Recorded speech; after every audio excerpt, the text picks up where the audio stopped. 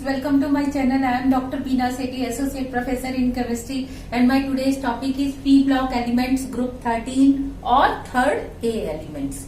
जो third A element है periodic table का, उसमें एलिमेंट्स होते हैं आपकी boron, aluminium, gallium, indium, thallium.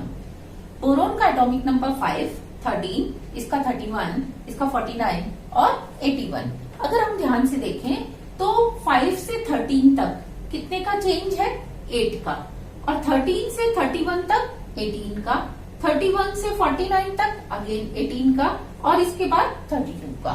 तो इट मीन्स अगर हमें बोरोन का एटॉमिक नंबर याद है तो हम नीचे वाले एलिमेंट्स का atomic number we can easily find out by adding 8, 18, 18 and 32. और इन एलिमेंट्स को याद रखने के लिए I already have uploaded 2 videos, one to how to memorize periodic table and how to memorize P block element. तो अगर आपने वो नहीं देखे हैं और आपको याद नहीं है तो you should watch all both these videos. अब इसका जो कॉन्फ़िगरेशन है वो क्या होता है?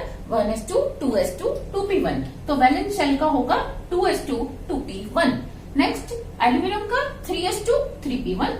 इसका होगा 4s2, 3d10, 4p1. 5s2, 4d10, 5p1. 6s2, 4f14, 5d10, 6p1. It is their valence shell electronic configuration.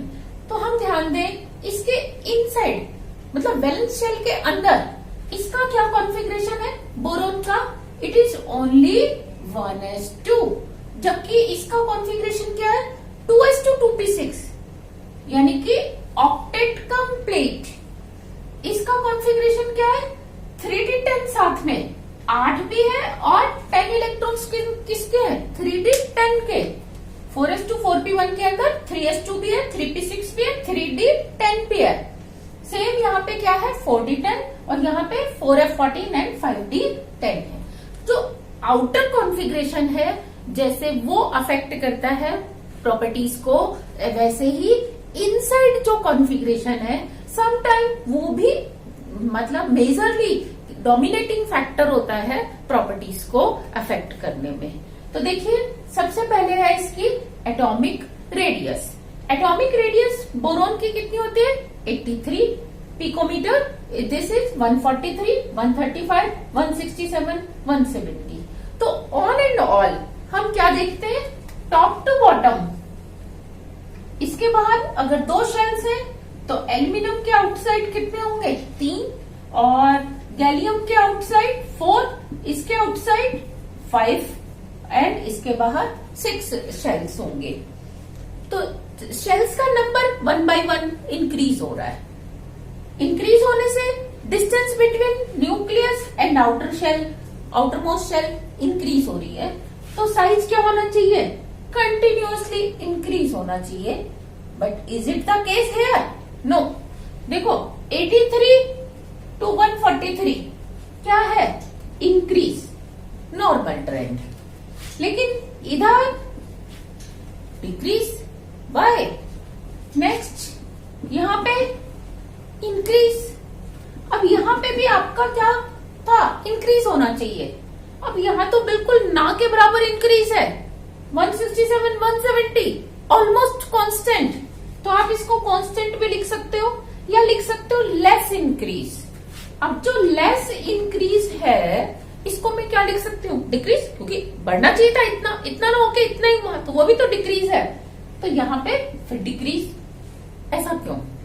यहाँ पे इंक्रीज हुआ, it was the normal trend.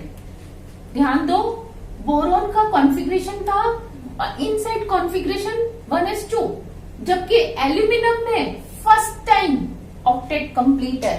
Inside octet complete होने से वो क्या करता है? न्यूक्लियस को शील्ड करके रखता है, और आउटर मोस्ट यानी कि यहाँ पे इधर यहाँ पे ऑक्टेट कंप्लीट है तो बाहर वाले इलेक्ट्रॉन्स को न्यूक्लियस का उतना अट्रैक्शन नहीं मिलता, वो बढ़ जाते हैं. तो देखो कितना इंक्रीज है, 83 से 143, 60 पिकोमीटर का इंक्रीज है. Next aluminium to gallium. तो एल्यूमिनियम टू गैलियम जाने पर इसका जो इनसाइड कॉन्फ़िगरेशन है वो क्या है 8+10। अब 8+10 होने से वो 10 इलेक्ट्रॉन्स किस में है डी में, और डी ऑर्बिटल्स का जो शील्डिंग इफेक्ट है वो क्या होता है इनकम्प्लीट होता है। इनकम्प्लीट शील्डिंग इफेक्ट होने से ये डी पेनल्टीमेट जो है इसका इनकम्प्लीट शील्डिंग होने से ये आउटर मोस्ट को इनसाइड अट्रैक्ट करता है, जिससे इसका साइज देखो उल्टा क्या हो जाता है 143 से 135 रह जाता है, यानी कि डिक्रीज हो जाता है। और डिक्रीज होने के साथ ही आप ये देखो कि ये जो 10 एलिमेंट्स हैं वो कौन से हैं, ये 10 इलेक्ट्रॉन कौन से एलिमेंट्स के हैं ट्रांजिशन एलिमेंट्स के हैं, जो कि फर्स्ट टाइम आए हैं। इसीलिए हम इस कॉन्ट्रैक्शन का नाम देते हैं ट्रांजिशन कॉन्ट्रैक्शन। ओके, नेक्स्ट अगर हम गैलियम के बाद इंडियम पे देखें तो हम इंडियम में क्या देखते हैं, एक और एक्स्ट्रा शेल है, लेकिन जो इलेक्ट्रॉन्स है कॉन्फ़िगरेशन वही है 8+10। तो वही देखो इफेक्ट, जब पहली बार कोई इफेक्ट स्टार्ट होता है तो वो डोमिनेट करता है। जैसे कि मेरे को यहाँ पे अगर कोई निडल पिर्स हुई है तो इसका दर्द मुझे सबसे ज्यादा यहीं पे होगा, लेकिन जैसे जैसे हम इससे दूर जाएंगे तो हम क्या देखते हैं कि इसका इफेक्ट उतना नहीं रहता पेन का। तो सेम वे में क्योंकि ट्रांजिशन इफेक्ट यहाँ पे जनरेट हुआ है तो इससे जब नीचे आएंगे तो इसका इफेक्ट उतना ज्यादा नहीं रहता और साइज आपको क्या मिलता है नॉर्मल इंक्रीज मिलता है। लेकिन अगेन जब हम गैलियम इंडियम के बाद किस पे आते हैं थैलियम पे आते हैं तो हम यहाँ क्या देखते हैं 14 इलेक्ट्रॉन्स एफ सब शेल में भी आ गए, और ये कौन से एलिमेंट्स हैं लेंथेनॉइड सीरीज के एलिमेंट्स हैं। एफ का जो शील्डिंग इफेक्ट है वो और भी पुअर होता है, तो क्या होगा कि जब इनसाइड आपको पुअर शील्डिंग इफेक्ट वाले क्या है ऑर्बिटल्स हैं और आउटसाइड वाले को फिर वो ज्यादा न्यूक्लियस क्या करेगा अंदर की तरफ अट्रैक्ट करेगा, तो साइज जो इंक्रीज होना चाहिए था वो ना होके ऑलमोस्ट क्या रह जाता है कांस्टेंट, या इंक्रीज हुआ भी तो क्या हुआ सिर्फ थोड़ा सा हुआ। और इस कॉन्ट्रैक्शन को हम यहाँ क्या नाम देते हैं ट्रांजिशन की जगह हम इसको नाम देते हैं लेंथेनॉइड कॉन्ट्रैक्शन, क्योंकि लेंथेनॉइड सीरीज के एलिमेंट्स के कारण ही इसमें आता है। नेक्स्ट इसकी प्रॉपर्टी है आयनिक रेडियस। आयन्स कौन से आयन बनाते हैं ये +3 आयन बनाते हैं, क्योंकि देखो 2s2 आउटर शेल में 3 इलेक्ट्रॉन्स हैं, 3s2 4s4 5s5 6s6 इसलिए इनके क्योंकि +3 आयन बनते हैं तो उसकी रेडियस क्या होगी बहुत छोटी होगी। आउटर मोस्ट शेल बिल्कुल खत्म हो जाएगा तो हम क्या देखते हैं काफी छोटे इनके आयन्स होते हैं 27 53 62 80 88.5। तो इनका साइज लेकिन आयनिक साइज जो है इनका रेगुलर इंक्रीज होता है। अगर हम इनकी डेंसिटी की बात करें तो डेंसिटी किसके बराबर होती है, डेंसिटी इक्वल टू होती है मास अपॉन वॉल्यूम। तो हम क्या देखते हैं मास कंटिन्यूअसली इंक्रीज हो रहा है क्योंकि एटॉमिक नंबर इंक्रीज हो रहा है, वॉल्यूम भी इंक्रीज हो रहा है। तो अब डेंसिटी किस पे डिपेंड करेगी कि मास ज्यादा डोमिनेट कर रहा है या वॉल्यूम। हम क्या देखते हैं मास ज्यादा डोमिनेट करता है तो इसलिए इसकी डेंसिटी कंटिन्यूअसली क्या होती है इंक्रीज होती है, लेकिन ऊपर वाले दोनों एलिमेंट्स की डेंसिटी उतनी ज्यादा नहीं होती, बहुत कम होती है क्योंकि इनका एटॉमिक नंबर बहुत ही कम है, साइज कम है तो मास भी इनका क्या है बहुत ही कम है। नेक्स्ट इनका मेल्टिंग पॉइंट। मेल्टिंग पॉइंट जो है इसकी प्रॉपर्टी वेरी इंपॉर्टेंट प्रॉपर्टी है, इसमें काफी वेरिएशन आपको देखने को मिलेंगे। आप ध्यान दो कि पीरियोडिक टेबल में बोरॉन के नीचे से ऐसे एक लाइन जाती है, ओके। इस लाइन के ऊपर वाले जितने भी एलिमेंट्स हैं all are non metal. Non metal it doesn't mean कि 100% नॉन मेटल, मतलब उसमें नॉन मेटेलिक कैरेक्टर्स ज्यादा है मेटेलिक कम है। लेकिन इस लाइन के जस्ट ऊपर और जस्ट नीचे जो एलिमेंट्स होते हैं वो मेटेलॉइड होते हैं, क्योंकि इनमें ऑलमोस्ट 50-50%। ऑलमोस्ट का मतलब ये नहीं कि एग्जैक्ट 50, ऑलमोस्ट मतलब 50 से थोड़े ज्यादा भी हो सकते हैं कम भी हो सकते हैं। और नीचे वाले एलिमेंट्स में मेटेलिक कैरेक्टर्स क्या होते हैं ज्यादा होते हैं, तो हम इनको मेटल्स कहते हैं। तो हम ये देख सकते हैं कि टॉप टू बॉटम क्या हो रहा है मेटेलिक कैरेक्टर इंक्रीज हो रहे हैं, और ऊपर वाला एलिमेंट बोरोन क्या है नॉन मेटल, तो इसलिए तो मेटेलिक बॉन्ड बनाएगा ही नहीं। तो ये दूसरे बोरोन के साथ, दूसरा तीसरे के साथ, तीसरा चौथे के साथ, और वो आगे क्या करता है एक बोरोन आगे 3 बोरोन के साथ क्या बनाता है कोवेलेंट बॉन्ड बनाता है। ये कौन से बॉन्ड है कोवेलेंट बॉन्ड। और कोवेलेंट बॉन्ड कैसे होते हैं स्ट्रॉन्ग बॉन्ड होते हैं। तो बोरोन को अगर मेल्ट करना है तो आपको ये 3 3 बॉन्ड ब्रेक करने पड़ेंगे और तीनों काफी स्ट्रॉन्ग है, साइज भी छोटा है, रेडियस भी इनकी कम है, बॉन्ड डिस्टेंस भी कम है, तो बॉन्ड एनर्जी क्या होती है इनकी ज्यादा। तो हम क्या देखते हैं कि इसका जो मेल्टिंग पॉइंट है वो काफी ज्यादा होता है। नेक्स्ट, एल्यूमिनियम में मेटेलिक कैरेक्टर ज्यादा है। मेटेलिक कैरेक्टर है तो ये कैसे मिलता है, मेटेलिक क्रिस्टल की फॉर्म में, और जनरली ये सीसीपी फॉर्म में मिलता है क्योंकि क्लोज पैकिंग। एल्यूमिनियम भी, इंडियम भी और थैलियम भी, तीनों किस में मिलते हैं, सीसीपी।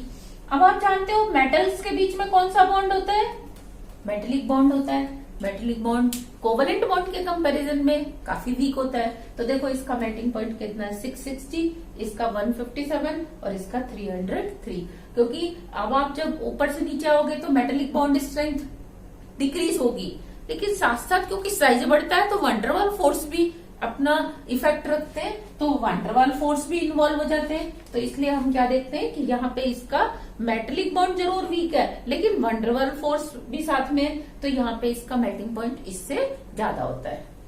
लेकिन गैलियम को देखो मैंने अलग से दिखाया है, क्यों, क्योंकि गैलियम जो है ना तो वो बोरोन की तरह बॉन्ड बनाता है कि 3 गैलियम के साथ जुड़ जाए, 1 2 3 ऐसे बॉन्ड बना ले, ऐसे भी नहीं बनाता, ना वो मेटल की तरह बॉन्ड बनाता है कि मेटेलिक क्रिस्टल बना ले।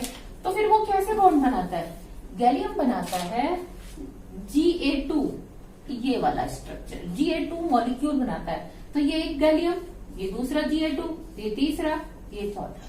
तो ये जो Ga2 है, इनके बीच में कौन सा फोर्स होता है, वंडरवाल फोर्स। वंडरवाल फोर्स तो वीकेस्ट फोर्स होता है।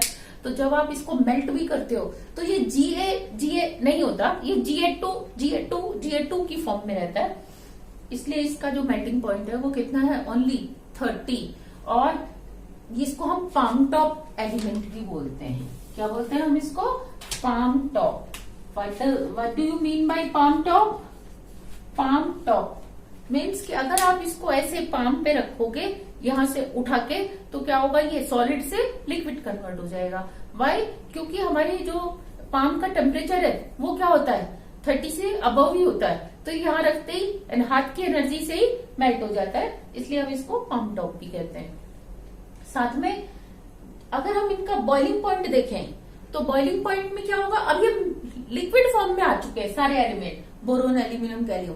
अब हम देखेंगे लिक्विड स्टेट में एटम्स के बीच में कौन सा फोर्स है, उसके हिसाब से क्या होगा, इनका बॉइलिंग पॉइंट डिसाइड होगा। तो हम क्या देखते हैं, boiling point top to bottom continuously decrease होता है। इसका मतलब जो बोरोन है, बोरोन के बीच में जो लिक्विड फॉर्म में बॉन्ड है वो स्ट्रॉन्ग है, और जो थैलियम के बीच में बॉन्ड है वो वीक है। तो इसलिए आपको देखोगे 2550 से डिक्रीज होते हुए कहां तक आ जाता है, 1470 तक आ जाता है। लेकिन गैलियम का इनके बीच में होता है जो कि लगभग 2250 के आसपास होता है।